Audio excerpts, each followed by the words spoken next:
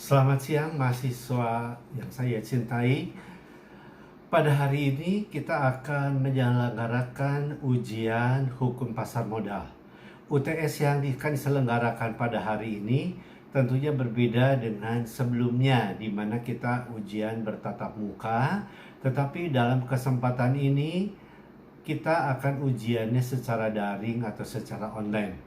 Memang walaupun kita semuanya belajar dari rumah, kita stay at home, tapi di dalam hal ini kita tetap harus bersemangat dan kita akan menempuh ujian ini pun juga dengan semangat yang ada pada diri kita masing-masing sehingga kita bisa mengerjakannya dengan sebaik-baiknya.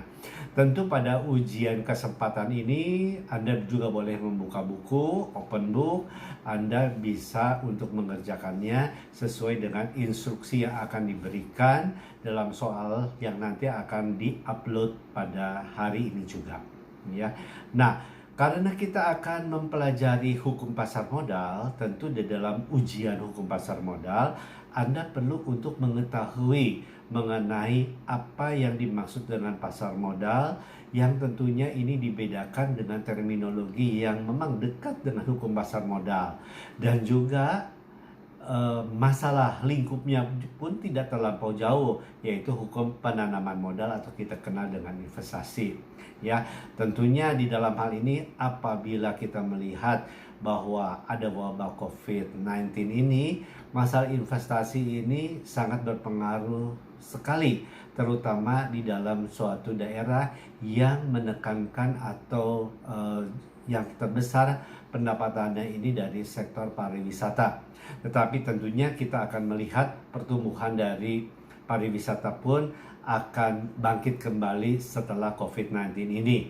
Nah, tentunya kita akan melihat ada kaitannya tidak antara investasi dengan pasar modal. Tentu ini ada kaitannya karena yang namanya investasi ini, kalau perusahaan ini sudah besar, perusahaan ini sudah go public, tentu ada keinginannya, yaitu dia itu adalah untuk bisa menjual sahamnya ini ke masyarakat.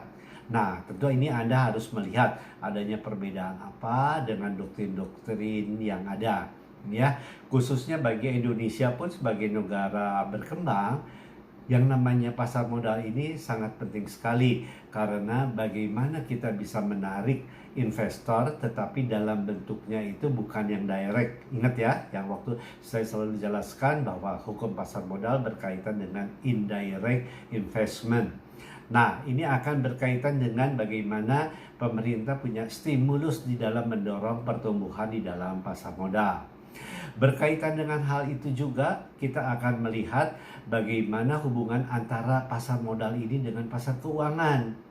Ya, karena tentunya kalau kita melihat bahwa di dalam hal ini pasar keuangan ini juga sangat penting sekali di dalam keberadaannya dengan lembaga-lembaga keuangan. Nah, ini perlu Anda jelaskan karena kita akan melihat fungsi-fungsinya, perbedaannya, dan juga tahapan bagaimana kalau suatu perusahaan ini akan melakukan suatu emisi di pasar modal, ya.